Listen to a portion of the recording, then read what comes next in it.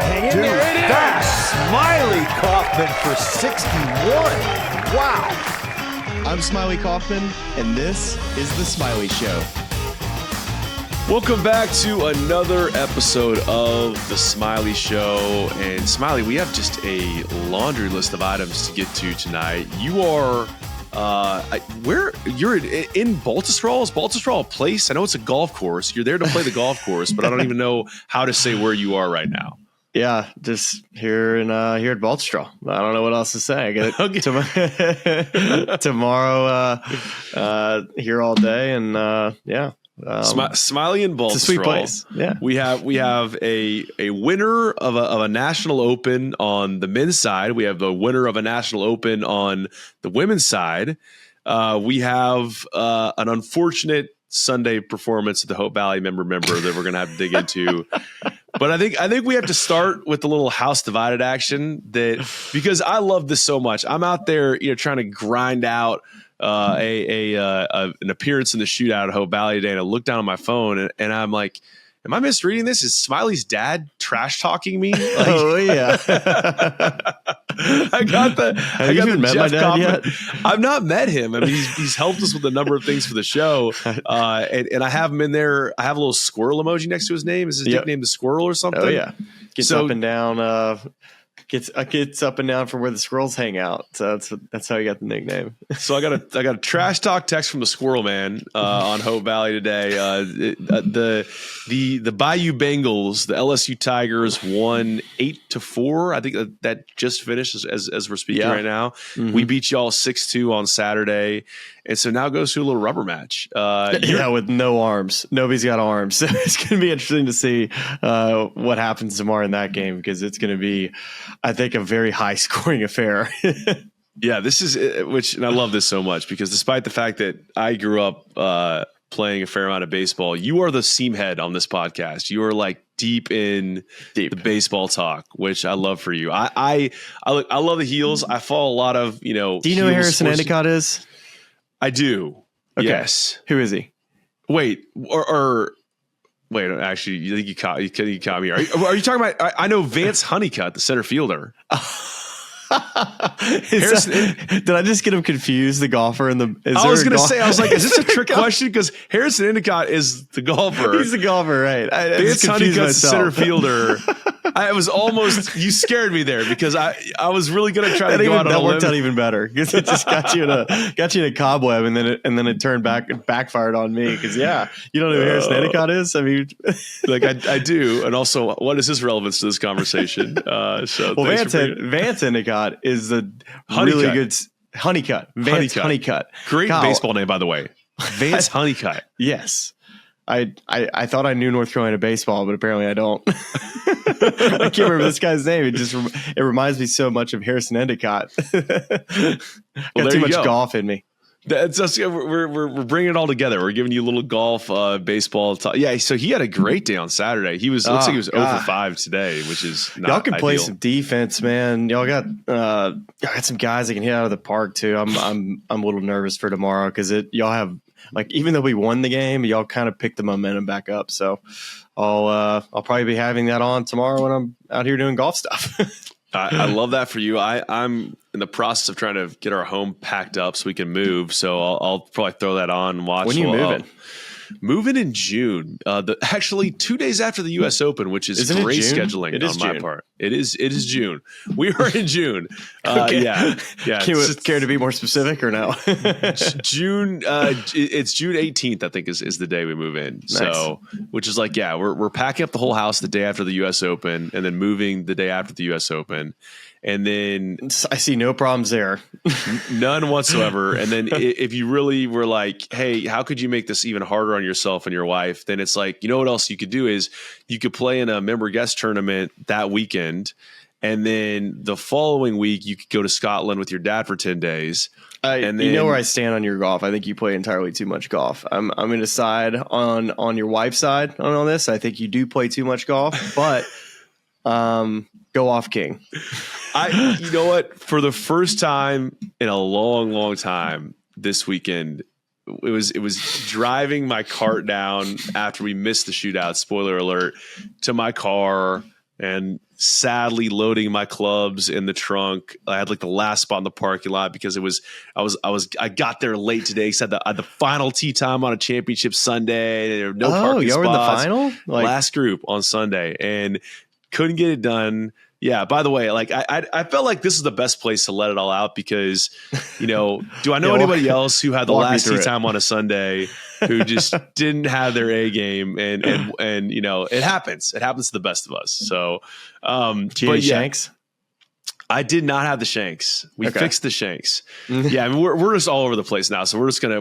Yeah, it was basically we just couldn't get it. We could not get it going, and it was actually a little. We started the day 2 shots off the lead in our flight, and then so we were in the final pairing with the leaders Scott McCullough, Jimbo Huckabee. Great A+ dudes. They actually won the whole thing. They won the shootout. So speaking of an A+, that second name's an A+ golf name. Jimbo Huckabee. Great guy. In my next name. life, I want my name to be Jimbo Huckabee. Huckabee or Huckabee? Huckabee. Oh, that's an all-timer name. I can already picture what the guy wore today. Just probably the 3 or 4 buttons and almost all the way unbuttoned, wore the white visor, light blue shirt, semi-popped collar. Is this the guy? Am I looking at him? How are you nailing this? I mean, it's pretty obvious. I mean, you've nailed Jimbo Huckabee. Yeah, white visor, light blue shirt, couple buttons loose, I mean, just hanging just having a good time. You can't have a name like that and not show up to the tee with like a big old cup from Hope Valley, and he's the only guy in the club that puts ice in his beer. That's like the type of guy that Huckabee is. Like, this is that guy, right? Am I off there? I mean, you're going further in this research than I have ever done in my life. So I'm going to need to actually kind of go and do a little more research and get back to you. But he does have his own custom Carolina blue cart, jamming some tunes out of there, with the little foam clip on the side. And his partner, Scott, is like the life of the party. So we were heading to the day. We're like, good vibes. We're like 2 shots off the lead, top 2 teams in the flight, get to make the playoffs, and just one of those days, man. Just kind of had it neutral all day long. And then where it ended up going is we would have had to shoot net 5 under today to have a chance at making the playoff.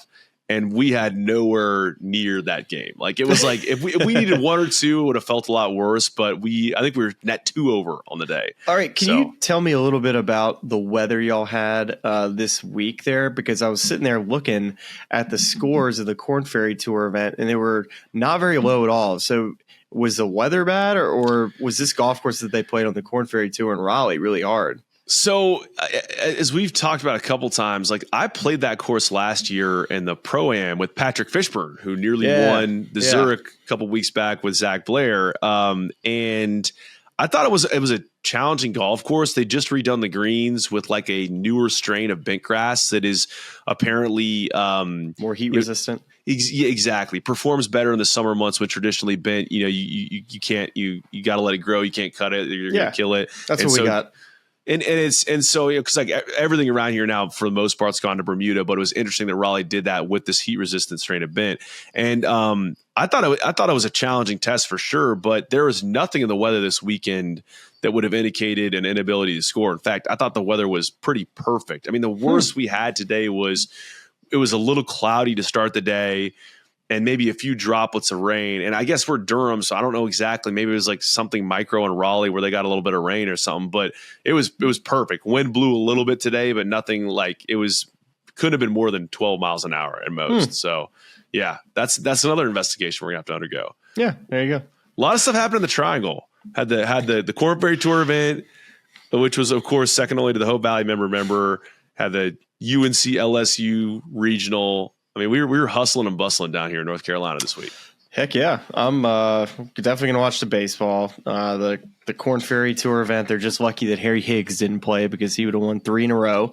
That was a fun episode. If you hadn't listened to Harry Higgs speak the good golf, man, he just had some great golf knowledge that he was preaching to all of us last week. So that was a fun episode, but we definitely got a lot of golf to talk about. I know we probably didn't get to watch as much golf this weekend as we probably normally would, but from everybody that I followed on Twitter they were just so complimentary of how good of a golf day it was on Sunday to have the U.S. Women's Open and the RBC Canadian Open on 2 TVs. It's like a good day for like a 4-screen setup, baseball, golf, and you just kind of had it all today, right? It was killer. In fact, as I was starting to kind of smash the eject button in our tournament, I was, paying more and more attention to what was going on in each of these two events, and it was awesome. I'd say off the top that, again, we strongly claim this pod. We're a dad pod. In fact, it was great. The only thing that brightened my day was walking off the last green and my son running up to me and picking him up, and I was like, oh, this is a nice little boost of a little shot in the arm, of a good smile on my face and warm feeling, and then flipping over then to watch the end of the RBC Canadian Open and seeing Bob McIntyre win with his dad. I believe Dougie McIntyre is what I saw on the broadcast. That name is 10 out of 10. If you're in a golf fantasy pool league to where you have the opportunity to have a username or just a team name, I think Dougie McIntyre has got to be considered. It is a 10 out of 10 Scottish name, and I hope that somebody calls me Dougie McIntyre, or what's your boy's name that you played the Jimbo Huckabee. Jimbo Huckabee. Those are like my two names right now that in another life I wish were my names. Or how about Vance Honeycutt? Like, we're actually putting together like an all-star roster of names in this episode, just right out the gate. I mean, and if I'm not mistaken though, right, Charlie? I mean, you're looking for a name right now. I'm looking for for a daughter. Are we talking about naming my daughter? Uh-huh. Yes, yeah. I will just go Honeycutt Hume. Honeycutt Hume is certainly something. We're not going to name her Dougie, I'll tell you that much. And we sure as heck are going to name her Jimbo. We're not going to name her Jimbo. I mean, that's what's Jimbo's last name again? Huckabee. Huckabee Hume. Don't look at me like that. Don't look at me like Hold that. on. Can we maybe combine them all with let's do Dougie, Huckabee, Hume, Dougie, and we'll call her Huckabee, and we'll call her B.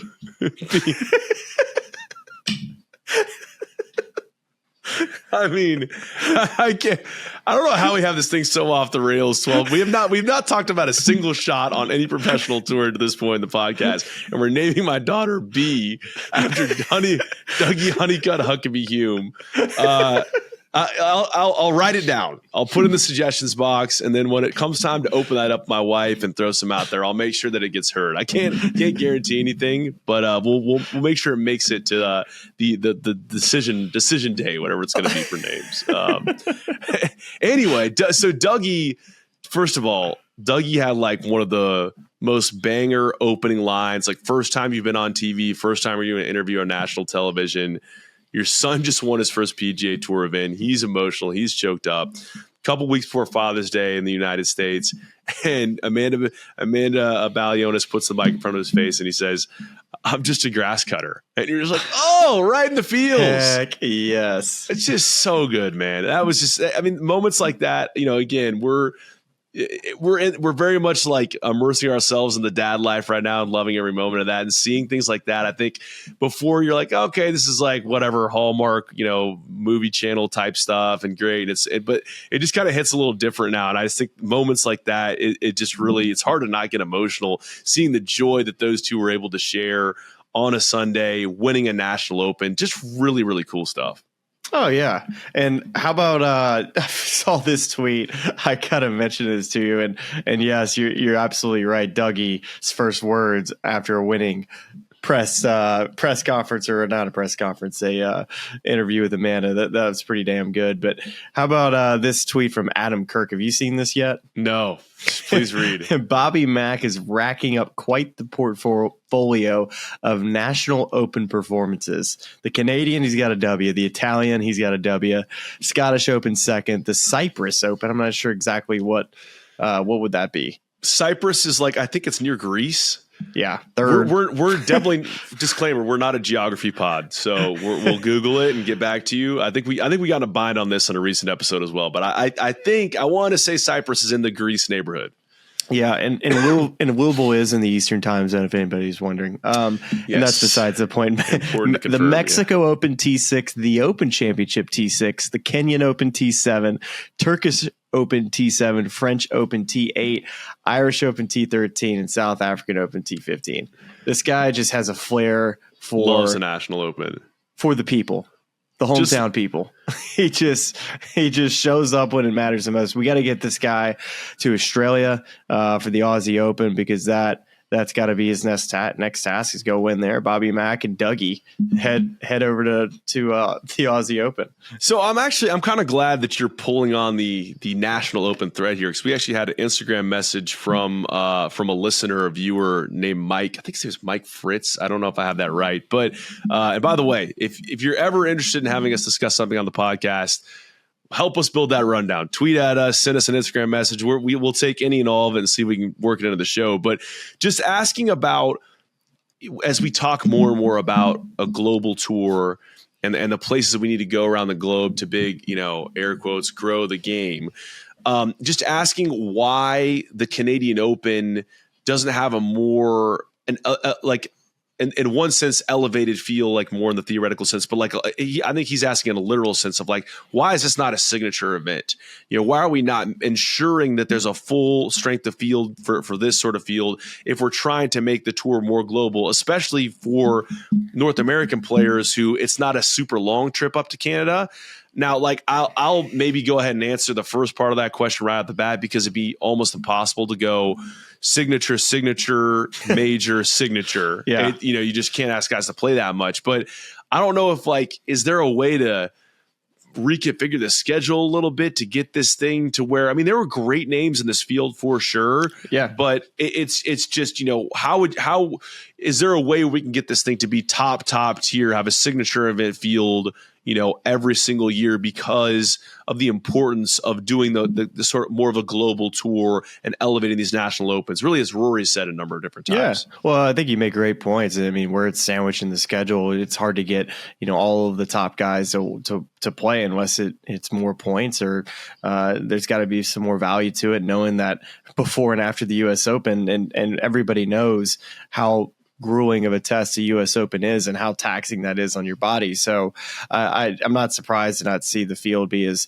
sharp as you like it to be. But the Canadian Open it's until you go and experience one yourself, the crowds, people come from everywhere. It's not just a hometown event. It's a nations event in which doesn't matter where the event is. It used to be at what's the golf course just outside of Toronto? The name is Glen Abbey is the name of it. Yeah. But now that it's rotating more, I think that's pretty dang cool that it's, in so many different locations and allows, the entire nation to kind of get a glimpse of the best players in the world, which I know that's not exactly the best players in the world and where we sit right now in the game, but you're getting a very high level field with Rory McIlroy, Sam Burns, Tom Kim. You see the rest of the guys on the top of the leaderboard. All the Canadian players played, and they're very high level. But I think this golf course really, I wish was the one they played every year, because man, did it look really good on TV. It tested. I don't think it favored one type of player. I think the leaderboard showed that it had long hitters, it had good putters, it had a really good mix of the Rory type of bomb, hits it really long off the tee, and then a guy like Bobby Mack is not nearly as long as Rory by any means, but he had a really good week on the green. So there was a lot of ways to do it. The scores being, right at that 15, 16 number is also a great test of, hey, that's right where you want it to finish at the end of the week too. So, and I definitely want to get into a little bit of a conversation too, Charlie. I don't want this to go too far into this for us to not talk a little bit more in depth about Robert McIntyre and the quotes that have come out with him probably over the last month or two, just kind of talking about how he's been homesick. He hasn't felt the love. He hasn't felt the camaraderie like he's felt on the DP World Tour. You know, he doesn't have as many friends. I think there's something to that. And I read that he had his mom come cook for him at the PGA Championship, and what do you know, he contends, and then he has his dad on the bag a couple weeks later, and he wins. So, you know, just want to hear your kind of thoughts too on just the way you view that, and a guy that comes from overseas. That, you know, we've seen a lot of players have a ton of success and do this, but Robert McIntyre has been kind of open and vocal about, you know, this hadn't been as easy. It's such a good topic of discussion, because I think it folds back into almost the discussion that we are having about the event itself, and you know, growing the game and having a more global tour. I understand entirely why, if your bread and butter are American superstars and those are the guys coming through your ranks, and you know, a lot of the system is set up to, you know, just by definition be an American centric sort of worldview for this tour, that those are the people are going to cater to the most. And if you're asking them to travel a bunch and you know, just be fatigued or exhausted or have these schedule demands that are really, really tough to commit to every sort of stop that they're going in a global tour, why you might say, hey, let's just really focus on doing the best version of a domestic tour. And of course, we'll go to Canada, we'll go to Mexico, you know, we'll of course go over, you know, to play the Open Championship and the Scottish and things like that. But like, largely this thing's going to be based in America. I get why it's been designed in that way, but you do it at the expense of a guy like Robert McIntyre. And, you know, as we're kind of seeing with some of the LIV defections too, I think you do to the expense of other guys who would love to just be closer to something they know and love and be at home a little bit more often, because I think that would largely be the objection of most American stars to a global tour. It's like, hey, I want to be able to fly back home or get back home between tournaments, see the family, spend some time there. I don't want to have to just sort of live this life where I'm just FaceTiming people I love and feeling lonely, feeling on the road all the time, and not be able to kind of have a somewhat of a balanced life, as balanced as one can have as a professional athlete in a major sport. So I think it's a really tricky one, and it's reading those quotes from Robert McIntyre. You feel for the guy for sure, and it's almost like, for him, this is the only way his dream culminates. Like, if you want to play golf at the top end of the food chain, you have to go play on the PGA Tour, and the PGA Tour is based in America. And so, you know, he has to kind of weigh that and say, because I'm sure there are a lot of guys that are just like, you know what, I'm just content to stay on the DP World Tour because that's just a better lifestyle for me, and it's going to be weaker fields and less money, et cetera, et cetera. But this is just a better, more balanced lifestyle. Whereas he makes a choice to come over here, and I really think that, you know, that's why I think the LIV is so intriguing to a lot of guys, because it's like, you know, it comes with a whole host of other issues if you're trying to play long-term professional golf with world ranking points, et cetera, et cetera. But it is something where you can say, hey, we're going to be over in these, and we're not going to play as much. So even between those events, I can go to the places that feel like home to me and spend time with people I love. So I think it's a really interesting one. And I'm really glad for you know, Bobby Mack, that he got a win and can feel a little bit of that. All right, okay, this was all worth it. Hey, did he qualify on the DP World Tour points to make the Ryder Cup last year? I don't believe he was a pick, correct? That is correct. I believe he was in, if I remember this correctly, let me go back and check. I believe he was like in one of the last spots from the European points list, not the world points list. Yeah. Well, I mean, that to me, when I sit here and kind of look at his results over the last year, and he has played very, very bad this year. It's been either feast or famine. He's had actually 3 top 10s, but he's had so many missed cuts. You know, he's batting probably below 50% in making cuts, but it's kind of weird. He had a top 10 at Zurich, so it's like the team thing.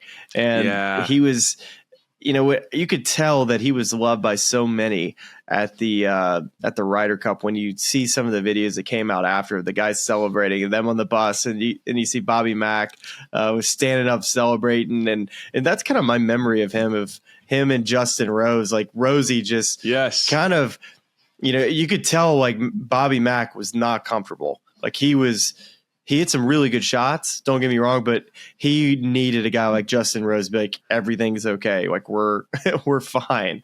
And it's really good to see a guy like him who really does come across as a very likable guy, very genuine. Love the way he speaks. He's very open and a very good golfer. Don't get me wrong, but he's definitely had his struggles this year. So to go out and do it on a difficult golf course, I'm very happy to see him get the win. And when he was leading after 36 holes, I was kind of thinking, and it's like, man, after that PGA Championship having a good week, I was kind of thinking that it could be his week. And he had plenty of guys trying to run him down, but he was able to stay on top.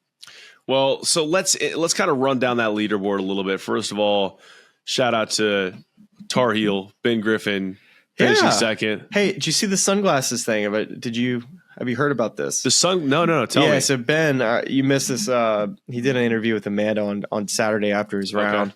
He's wearing like these aviators, and it threw me off. I was like, "What?" Like Ben's just gone like full aviators mode. I was like, maybe this is just kind of a bit. Like he maybe thinks he just looks good in them, but he's got 20/20 vision according to him. But Ben was telling the people watching, or telling Amanda that he's got like the Family Guy Peter Griffin floaters going across his eye. He's got like a couple of those that he sees. So he says sunglasses help negate it a little bit. You know what episode your Family Guy? I was a Family Guy guy. I don't know if I watched all the seasons, but I watched a few in high school. There was an episode where like Peter Griffin he was like a floater. I think he was like riding a worm or something. Like he was like the floater, or maybe it was like a worm that looked like Peter Griffin, like floating across. Yeah. So he has floaters and the sunglasses cut down on them. That's what he said. It's so interesting. He had a great week too. I mean, I was actually kind of. Because with Ben, if he hits it good enough, like off the tee, he's very good the rest of the way. It's for him, it's all about just putting the ball in play. And if he does a good job of that, then he's a good spot. Tee to green this week, he was third. So that's when Ben Griffin has a chance. And that's what happened this week. Yeah. And I mean, the 18th could have gone. I mean, he took an aggressive line there and just missed a little bit left of the green. But if he hits that tie and makes birdie, we're potentially headed for a playoff. So go Heels, go Ben Griffin. Victor Perez makes a big putt to get to 14 under. Yep. Again, I think at the time was thinking, okay, this, let's see what these two guys do, but this could be a playoff situation. And then going to a star pairing of Tom Kim and Rory McIlroy that shoot matching 64s on Sunday. And that's one that I kind of want to unpack a little bit because I think so too. I think those two guys, as we head into a signature event, as we head into the US Open, just kind of getting a gauge for both of their games. As we know, Rory's been playing very well, has had some, all the stuff off the course that, I would just be speculating to, if I was saying whether or not that has hurt or helped, maybe in some ways he can kind of get that off his mind and really focus on his golf. And maybe that's a boost for him. I'm not sure. But Tom Kim, a guy who has maybe had a little bit of an up and down go. His caddy, of course, left for Ludwig Oberg's bag, and they had Paul Tesori, who went from Cam Young's bag to briefly Brendan Todd's bag, and then ended up on his bag. And I'm just wondering, let's maybe start with Tom Kim, since he's a guy that we haven't really talked about a ton this year, of just what you think this finish does for him as we head into a stretch of the season where he's played good the last couple of years, like in this sort of June, July, part of the calendar over the Scottish Open, the Open Championship. Could this be sort of him hitting his stride this year? It very well could be, but I think you got to start with when a guy is not playing well, he's not had a good year, and he shoots a 6 under on Sunday. It's like, all right, let's just see what were the circumstances. Like, was he close to the lead? I mean, shouting distance, but who was he playing with? Was it a random person? Well, it wasn't. It was Rory McIlroy. So, you get the biggest crowds, and it's an opportunity for you to go prove to yourself, hey, you know what? I can go out and play shot for shot with Rory McIlroy. And that's what he did on Sunday. Like you said, shooting a matching 6 under 64. I mean, that's huge, man. This guy, his best finish this year is a T17. After that, it's a T24. I mean, the guy has not had a top 10 this year until this week. He's only missed 3 cuts, but he's done nothing. Really nothing, no type of real low rounds that we were accustomed to seeing from Tom, like we saw at Las Vegas, we saw at Wyndham. And you just, it's very odd. His scoring average just on the weekend has just gotten worse and worse. He's 110th on Sundays this year with 70.42. So that's a big step today. Go out, shoot a 64. I mean, there's no doubt there's plenty of game with this guy, but he's had a lot of hurdles this year. And I read that he said that he was in the bad draw. Data Golf actually said you're top 20 in the correct draws. Wow. But I remember talking to him at the Players, and he had just switched back to his old coach. I think Sam Sire is his name. His name's kind of escaping me. I'm like 99% sure that's right.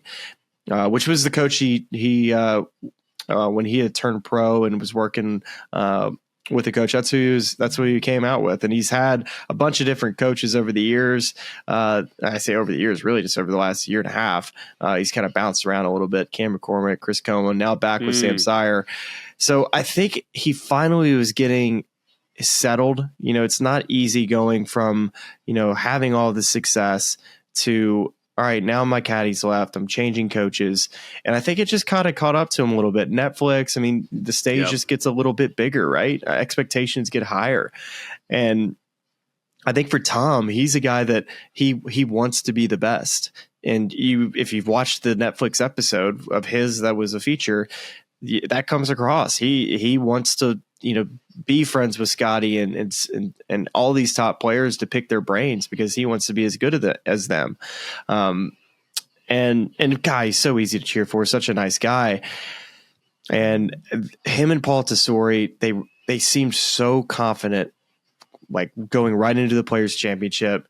And on Wednesday night into Thursday morning, he gets sick. So it's just like another thing. It's like they feel so good about like their games in a good spot, and then he gets sick, and now he can't play, and now it's just taking a little bit of time for him to get his feet underneath him. And man, now I'm thinking Tom Kim. It's like, all right, that's a huge round. Now, what can we build on that? Can we go out on a Thursday and find yourself in the top 10 of the leaderboard right from the get-go?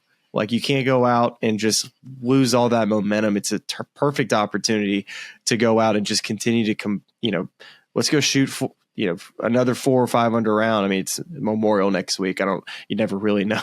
If it's really firm, go out and shoot a 2 under. If it's really soft, go out and shoot a 6 under. Yeah. But what he needs to do is continue to build off that. And I'll let you kind of take Rory, but that's my Tom. That's my Tom bit. Well, I mean, I think to wrap on Tom, I mean, it is interesting how often we've had this discussion in the past, maybe, or at least just this year, but really the past couple months, of guys that have had, swing coach changes and just a couple things that they're working on. And we're talking like top elite players where just trying to kind of find it. I mean, Victor Hovland for sure is one of them where it kind of clicks back into place.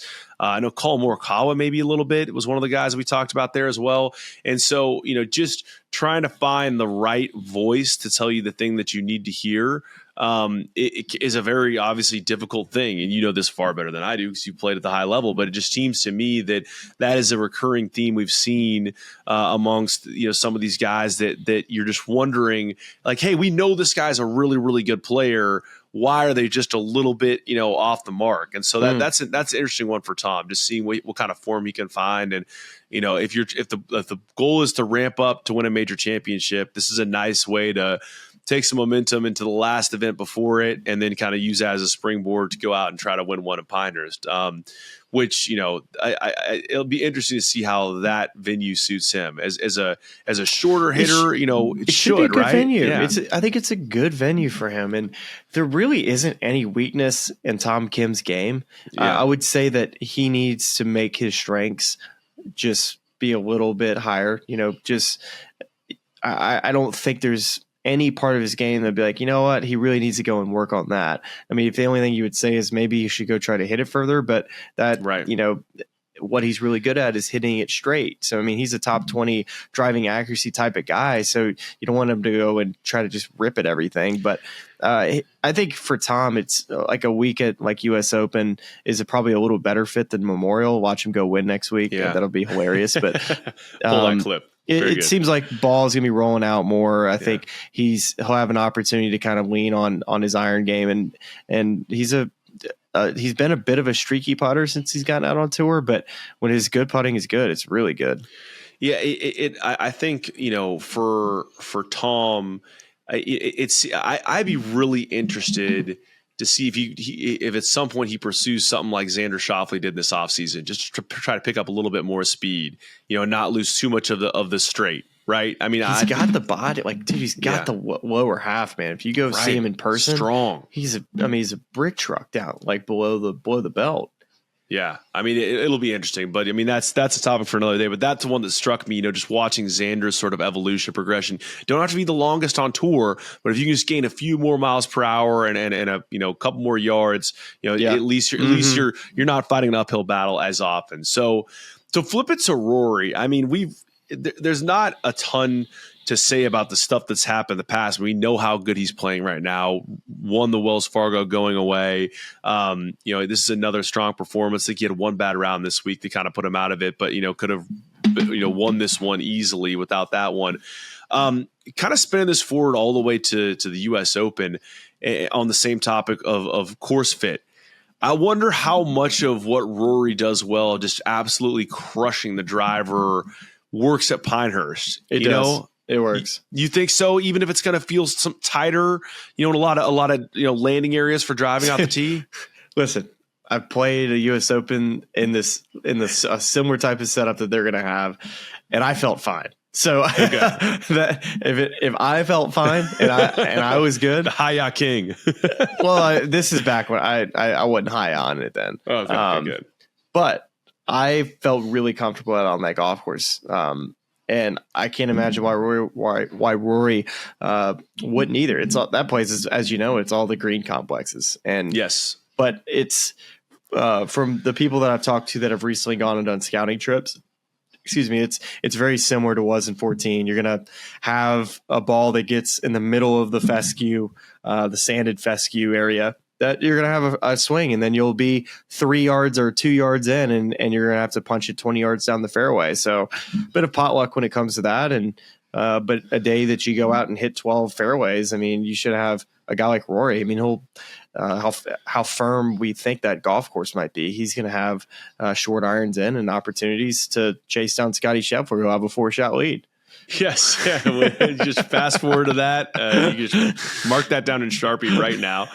I guess, and my question stems from exactly what you're describing there, which is I actually played it like in March with a buddy of mine, and it's just a much shorter version of the course than you're going to see for the U.S. Open, of course. But it just the most recurring theme that you have off the tee there is hitting a shot that you think is going to be fine. And then it gets on the ground, it starts rolling. It's always firm out there. And it kind of goes into those sort of sandy areas with some native grasses, and it's a total crapshoot. I mean, it could just bump up against one that has a thick stem and you got nothing in front of you, and you have no shot. Or it could just kind of trundle along and kind of miss everything, and it's perfectly fine. You can pick it out of there, and it's no problems. And so I just wonder on an especially firm version of that course for a U.S. Open, if some longer hitters are hitting it to landing areas that are perfectly fine, but getting a little bit of rollout and just getting some funky lies, if that's going to be something that hurts guys. But that's just my own harebrained theory based on my version of the course. But it's tricky at Pinehurst. That's no news to anybody listening to this podcast. Yeah, it definitely is. And I'm going back to see what I shot because I'm curious about the 2014 U.S. Open to see where I finished, and I guess I didn't do very good because I'm still scrolling. There I am, 73-76 +9, missed the cut by 4. Yeah, but importantly, figured out how to read a yardage book with Lucky yes. earlier in the week. That was crucial. I did not realize how hard this golf course played, though. I'm sitting here looking at T45 was 10 over. And there was a dude on the weekend that made the cut that shot 88.76. I mean, I again, all from an amateur's perspective, but like every time I go and play this golf course, you know the type of golf course I'm about to describe. It's basically like when you're going and playing a course that either is like a, ranked in the top 100, not that has to mean anything, but just like there's a course that everyone wants to go play, or it has some huge amount of history, so you're excited to go play it, and you're going through the round, you're almost like, I have to smile. We're having fun here. I'm happy to be a Pinehurst, because it just kicks your teeth in, and you're trying to enjoy it and take in the sights and the scenery and have fun. But of course, shooting a million is never fun for anybody. But it's just that type of course where it's just really, really hard all the time, and it's hard on a number of reasons. It's hard because, in a very obvious way, the green complexes where it's lightning fast Bermuda, and there's all sorts of undulations, and you're never really comfortable over a putt because you think it looks like it's breaking one way, but you're trying to read the grain around the cup, and could it pull back this way, and everything's sliding and quick. That's a more obvious way, but also just the small stuff where you're staying on a tee and you hit a good shot, you're like, great, finally I can exhale and go have just a stock approach. And you get up there and you're like, it's 2 feet in the native area up against grass. You're like, are you kidding me? This again? Now I'm going to be sweating out a par save, for the 5th or 6th or 7th time of the day. It's just a really, really tough course. And obviously the pros play it far better than I did, but it's just one of those ones where I think it's, It's gonna be dialed up for the U.S. Open. I think it's gonna be very low scores this time around. You do? I think so. You don't? Dude, I'm just sitting here looking at the scores from 14. I mean, wait. Are you saying? Oh, sorry. Let's clarify here. I meant the winning number is going to be a single digits, a low number. Not like a it's okay. gonna be. It's. I'm sorry. I should have phrased that better. But we're talking about absolute numbers, winning numbers. I don't think anyone's going to take it deep at the U.S. Open. Let me rephrase that. Okay, all right. I had the opposite. Like, wait, what? Yeah, I was like, I just told you guys had 88 on Saturday there. Man, I'm looking forward to getting into that, and luckily we have a really big golf tournament next week. I mean, I think it's kind of exciting to see who's going to be in form, but dude. Is Rory going to win next week and then go to the U.S. Open and like similar to the PGA? Like, I'm a little worried that he's going to go and win either one of the Memorial or the Travelers. I have this feeling that the U.S. Open for Rory, it's just I don't even have him on my radar right now. But the Memorial and Travelers, I'm like, yep, he's probably winning there. It's so strange because it's hard to describe why, but I have the exact same feeling around him. It would be such a Rory McIlroy thing to do, just pick off like 3 signature events consecutively and just not be able to get it done in a major. I just, and again, and you may differ from me, like I don't love Pinehurst for Rory, but I think, Memorial and especially Travelers for him, I just feel like, those are places where I could very easily see him running away with it. And so, we'll have to kind of see how it shakes out. But I mean, he's playing great golf right now. And it's just, I think a lot of it as an amateur psychoanalysis here is just, there's just something around it being 10 years since he's won a major. And it's like, I think he's going to have to break the seal at some point if he wants to win the Masters, complete the career Grand Slam. It's just, it feels like it has to be that way. Yeah.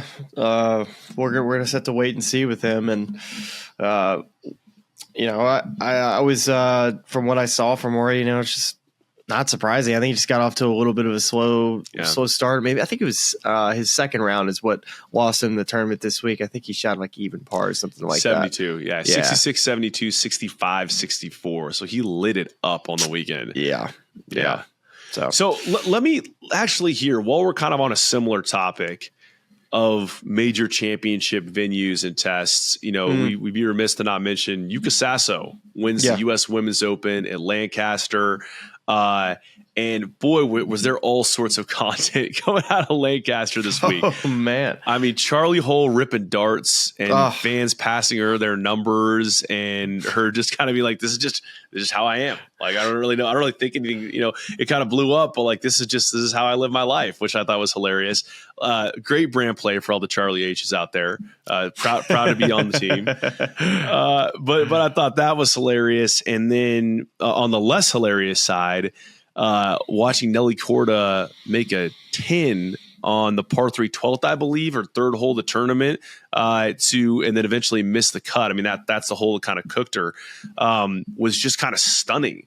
And I know there was a lot to be said about the way this course played, which is to say very difficult. There were only 2 players under par for the entire week. Your winner at 4 under and the second was 1 under. There were some comments Jenny Shin made on Twitter that I thought were really interesting. I'll read both these tweets. So she says, this leaderboard is, and I believe this was after Friday's round. This leaderboard is shocking. I find it sad to see some of the best players with a double-digit score. This course punishes in an odd way, difficult to explain. I played great yesterday, and today wasn't that far off. Hit too many fairways and greens for my outcome to be 8 over par. When I play poorly, I will admit it, take my loss, but it certainly didn't feel like bad golf today. I'm somehow playing in the weekend, so I'm grateful for the opportunity. Can't wait to experience heart-wrenching brutality again. And someone, to her credit as well, someone replied to her, major championships should not be easy. And she replied and says, agreed. It should be a test. Wish it was like this more often. So I say all this to say, and you and I have talked a little bit offline about Lancaster Country Club, how cool it looked out there in Pennsylvania this week, and just seeing a different venue in that condition is just kind of fun for a major championship. But rewind a couple weeks to the PGA of Valhalla and all the commentary online, the golf spaces of the internet talking about how it was way too easy and the winning score was way too low and it should never be like this for a major championship. Yet we turn the page to the US Women's Open, and you have the pre-tournament favorite and the star that everyone kind of wants to see just hitting the eject button 3 holes into the tournament and done for. And I wonder what your thoughts are on that topic of just, is there room for both? Do you like looking at this US Women's Open leaderboard? Like, do you like seeing that for a US Open sort of test? Or do you feel like it was a little too punishing for for the outcomes we saw coming out of this week? Man, I'm in love with this golf course. I think Lancaster Country Club was so good. And the reason why it was so good was, from what I could tell, I've never been there. I've hardly watched enough of it on TV, but from what I have seen is that it's extremely difficult to get the golf ball below the hole. And on a golf course in which there's a ton of movement in the terrain, so you have a ton of uneven lies, from what I could tell on TV, just ball above your feet, or you're playing 12 to 15 on an elevation on an uphill shot. So you could see a quarter of the pin and you're like, okay, I need to leave it below the hole, but there's a false front short of the green. They could roll back 40 yards like that. That to me is a really unique challenge, that it's like, okay, you're hitting the fairways, but you have to be so smart about, all right, where's my leaf? How do I get it below the hole? And I think for US Opens, you're so used to just trying to pepper the middle of the greens.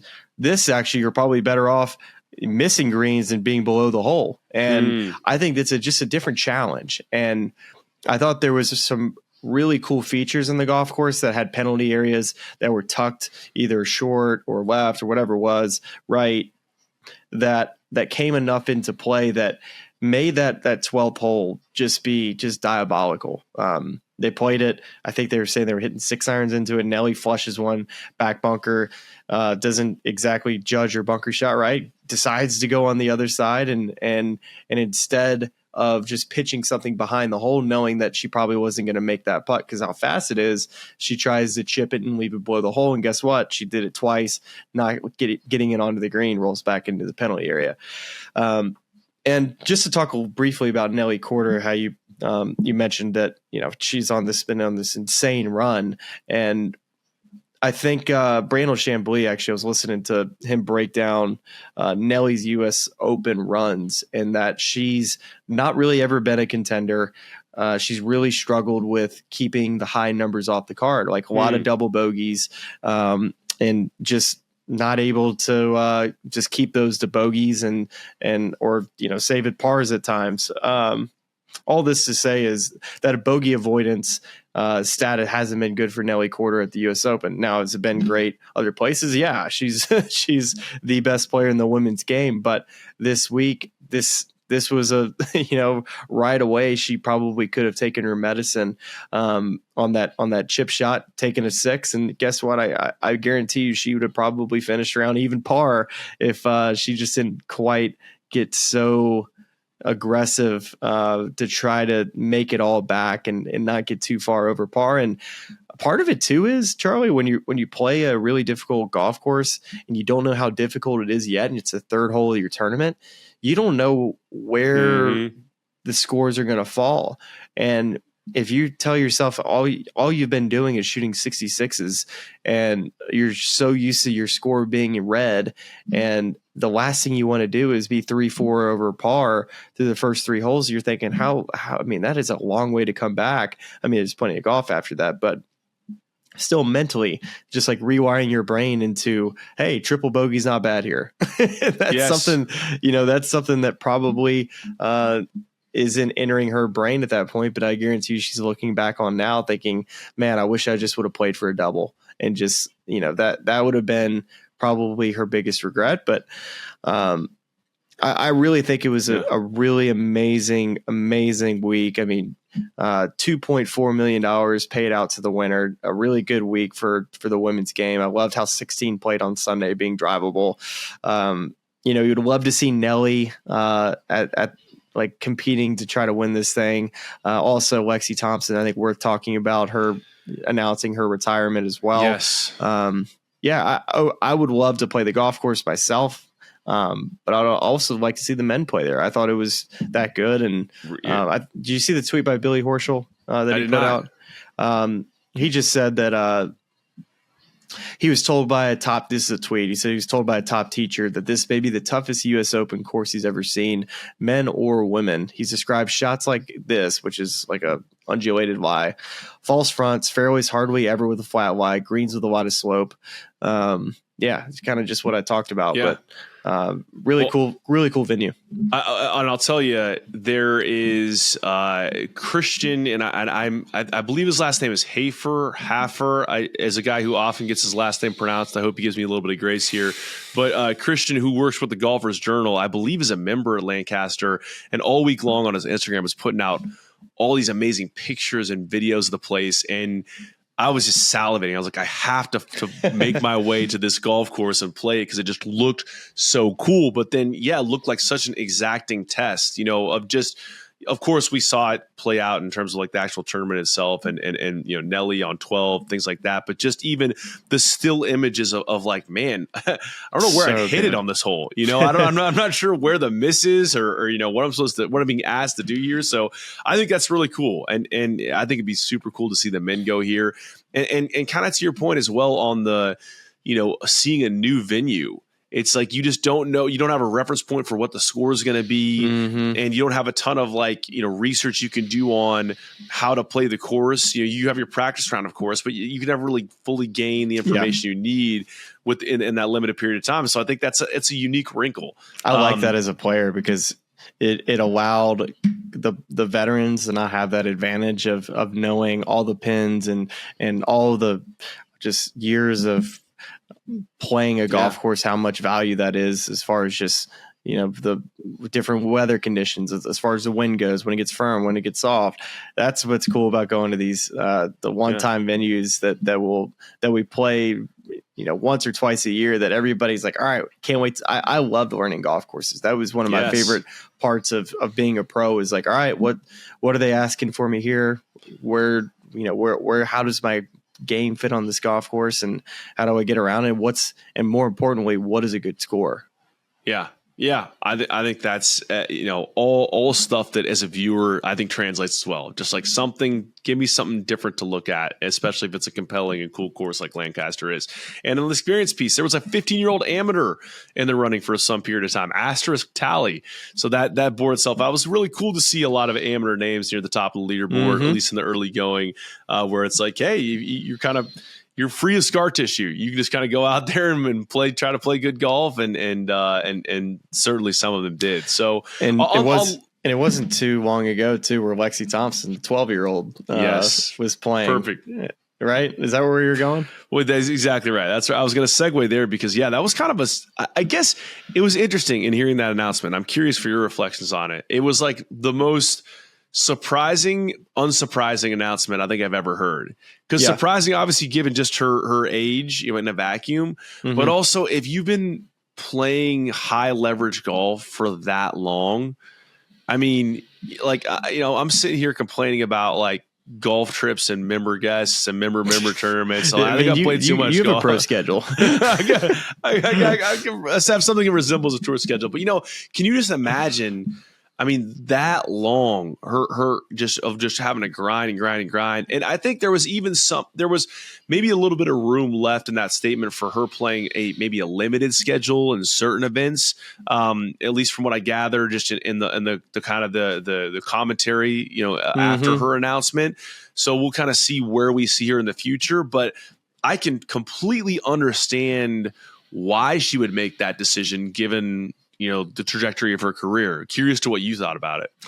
Well, I've known the Thompsons a long time. I've known Lexi a really long time. I played golf with her brother Curtis at LSU. Been a good friend of mine for a long time. And it doesn't surprise me. I really think that Lexi's been doing this, like you said, for since she was she's played a pro golf schedule since she was probably 15 years old, pretty much. It's taxing. And I feel like for Lexi too, she had to wear some really crucial big moments in the game of golf, more so than any other player that I can really think of. And just how taxing that may be on the mind and body over the years, even though she is 1000% one of the most talented players to play the women's game that I can think of. Just her ability to, just the tee to green strength as far as how far she could hit it and accurately.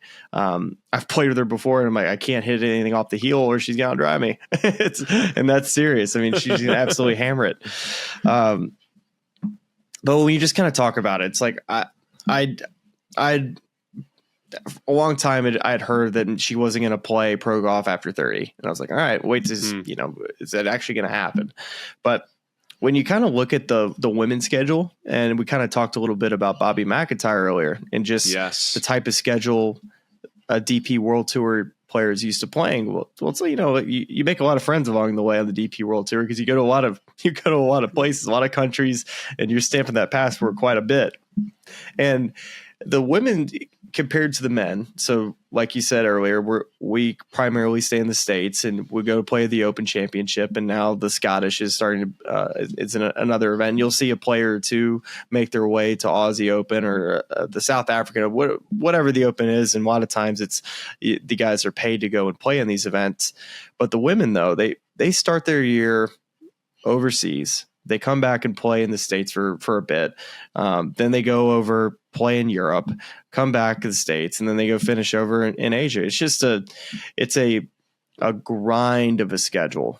And combine the travel with what it is to play pro golf for that long. And two, I feel like men and women are a little different in this, and I may be speaking a little out of turn on all this. I don't know what your take is on this, but I really do think Lexi wants to, if it's get married, start a family, just get away from the pro game. And I think for a male, it's much easier to keep trying to play the game, keep playing the game, keep providing, keep chasing the dream, where it's a little different for women, because if you're going to start a family, that's not, you've seen it with Amanda. Like it's being pregnant and playing golf and managing your emotions out on the golf course, and then also raising kids. Like, I can't imagine how these women are able to do that, because I couldn't. I think it's a really interesting topic discussion, and I think it's less of like a men versus women thing, and more of just a how are you wired? Like what are your life priorities? Like, I think people forget that there's something. We all know these players in the context of being professional athletes we follow and watch on TV. It's like, no, they're also human beings too that do things outside of the sport we all see them play. I think My wife is, a former Division I athlete, clearly the better athlete of anyone in the family. And it's, very interesting, to your point, seeing her have to reckon with the changes in your body, going from someone who is incredibly athletic to, hey, this takes a huge physical toll, carrying a child, 9 months, giving birth, everything on the back end of that, just C-sections, all sorts of things like that. Like, that is so hard on your body. And so I can't imagine. And we're not even Lexi, like, we're talking like she's already starting her family. Like, these are just conversations I'm sure she's thinking about well down the line, but that's it.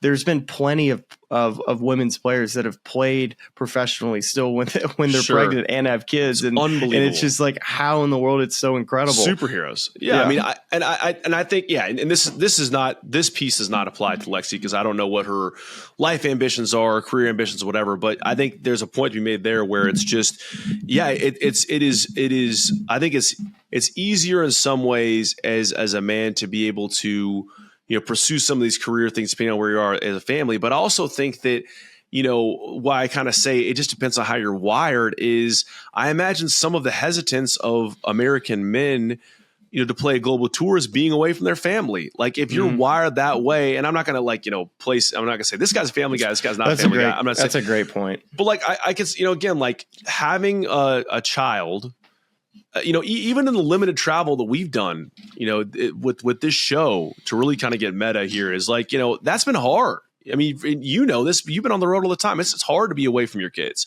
And so it would be really, really tough to be on the road all the time. And I think you make a great point too about the LPGA schedule, how that's a very global tour, with the way they kind of wind through things and go to different regions of the world, go to places where a lot of their sponsors are. And so I can totally see how that would be a grind, whether or not you have ambitions of starting a family. And if you did, even harder. But even if you've done it since you're 15, you're close to 30, I can see how you'd be ready to call time on it. And I do think there's something to be said for just the wiring of an individual. Just like it's super cool to play a professional sport at the highest level, absolutely. But I think for a lot of human beings, there's more than that. And so you just might come to a point where you say, I made enough money. I'm content with what I did professionally. Sure, I could have won more, but I also could have won a lot less. And I'm just ready to call time on this and go pursue other things that fulfill me beyond this game. And I'm that none of that is a projection on what I think Lexi's doing or what what is or isn't, but just the larger topic. I can understand why you might arrive at a decision like that. Yeah, and I think one hell of a career too. And what she does after the game too is even not playing, I think she'll still have a great impact on the game. Similar to I think Michelle Wee's been a really good example of what you can do once you stop playing the game. Annika Sorenstam the same, just being able to still impact the game without having to tee it up every week. And maybe it'll be a semi-retirement thing to where she goes away and maybe comes back. I don't know.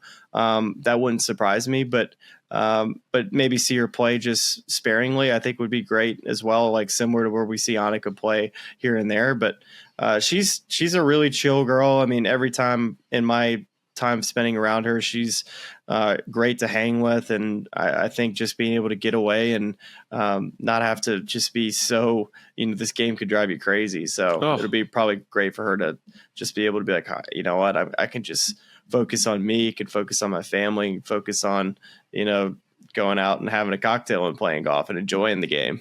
100%. A really impressive career. One of the greatest Americans, to ever play the game on the women's side. And it is funny to kind of put a bow on this discussion on the Annika piece. The way after she put the clubs up, the way she came back to playing the game was her son, Will, falling in love with it and her going out and hitting balls with him during the pandemic and saying, you know what? I think I miss this a little bit. So, there's the whole family tie and why this game is so great for a number of reasons. But, man, we have covered just about everything that we set out to cover and then some. We made a name all-star team. How about us? Look at us. Who would have thought?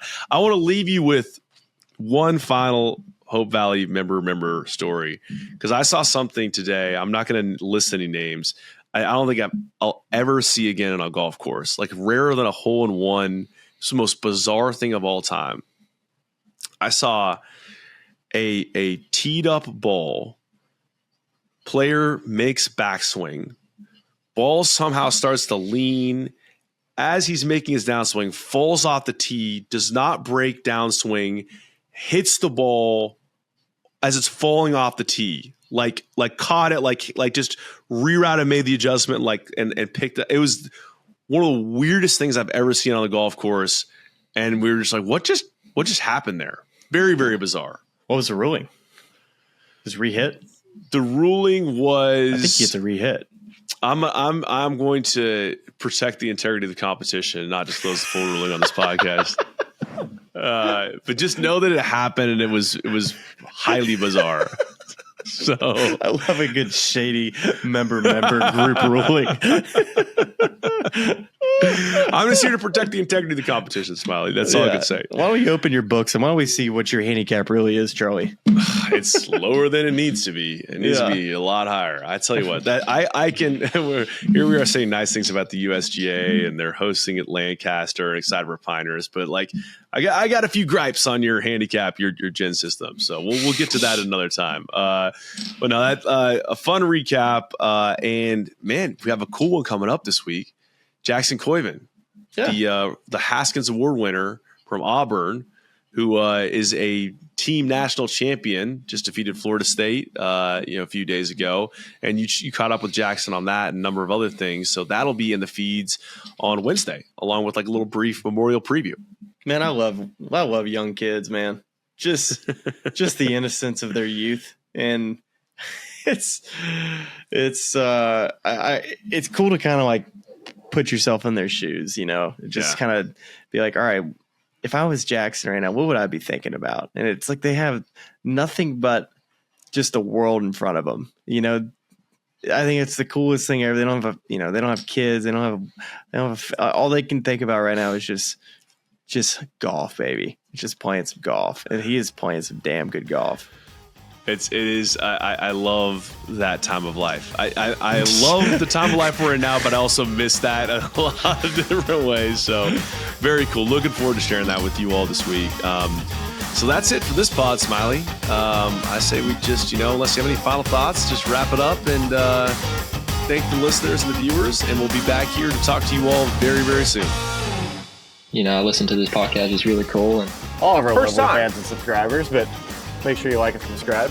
It's cool to see what you guys are doing. I know golf fans appreciate it, but we do too. So please keep it up. For all the good people at YouTube, like and subscribe.